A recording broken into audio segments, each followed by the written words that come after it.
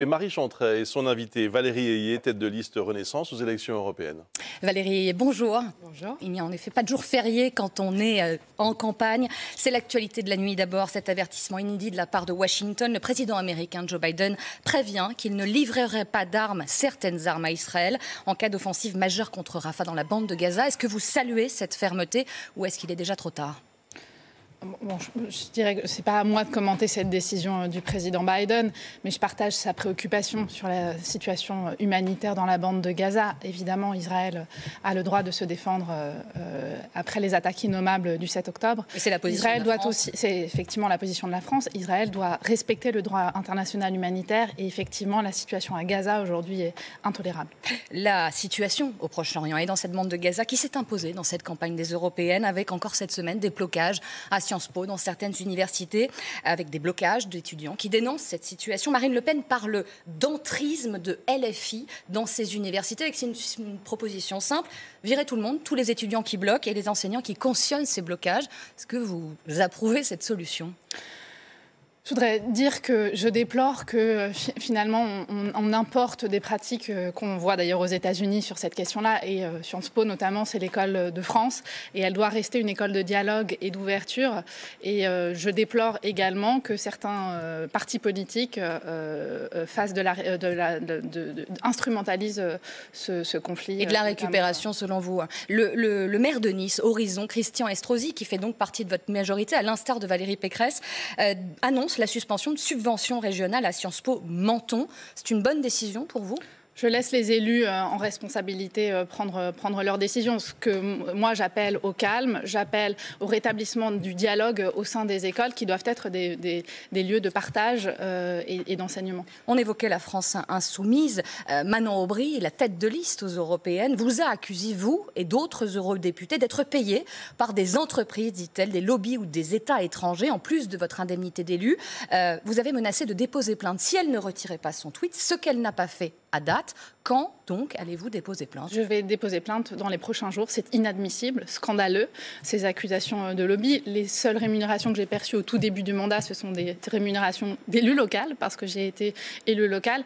Et je suis scandalisée. Là encore, on voit avec ce tweet qu'un certain nombre de mes adversaires dans cette campagne ont un problème avec la vérité. Et c'est extrêmement problématique. Une plainte donc déposée dans les prochaines heures. Une campagne violente. On le voit aussi, une campagne des européennes sous la menace constante des ingérences étrangères également. On le voit du côté chinois, du côté russe. C'est ça aussi la guerre hybride. Est-ce que vous craignez, par rapport même à l'organisation du scrutin du 9 juin, possible risque d'une désorganisation de ce scrutin? Il y a des tentatives de manipulation de nos opinions publiques. Elles ont déjà lieu. Il faut les dénoncer. Ça a été fait par les responsables politiques français et même européens. Le ministre des Affaires étrangères, il y a quelques semaines, a révélé une opération qui s'appelle Portal Combat avec des tentatives de manipulation de nos opinions. Donc il faut être lucide là-dessus, les contrer évidemment, mais informer nos concitoyens de cette réalité politique-là. On a un entrisme, notamment russe et chinois, dans notre débat public et c'est extrêmement problématique. Donc il faut qu'on puisse créer les conditions pour préserver notre démocratie. Vous avez un compte TikTok ?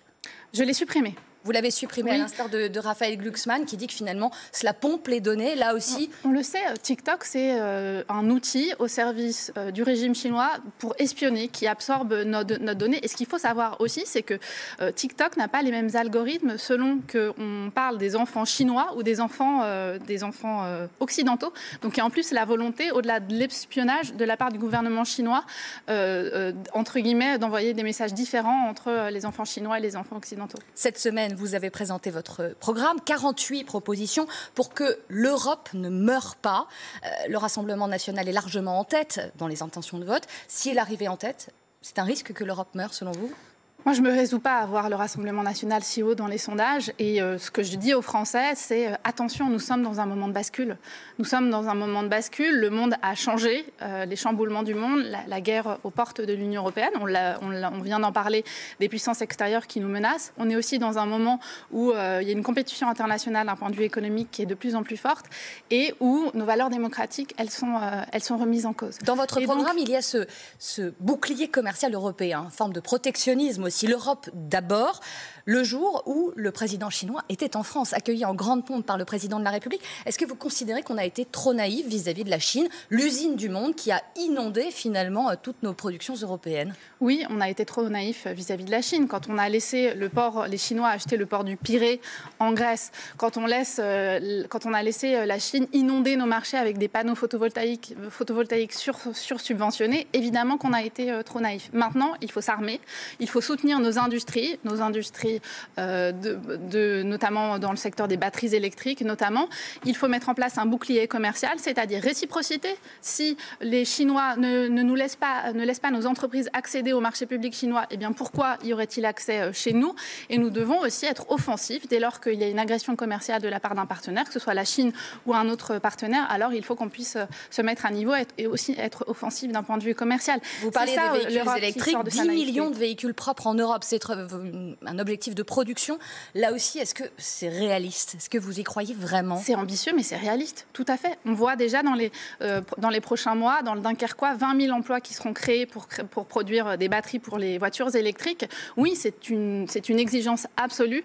C'est l'une des conditions pour créer notre souveraineté. Et on a les moyens, en France et en Europe, de produire des batteries électriques chez nous pour ne pas être dépendants des voitures chinoises. J'évoquais le Rassemblement national largement en tête.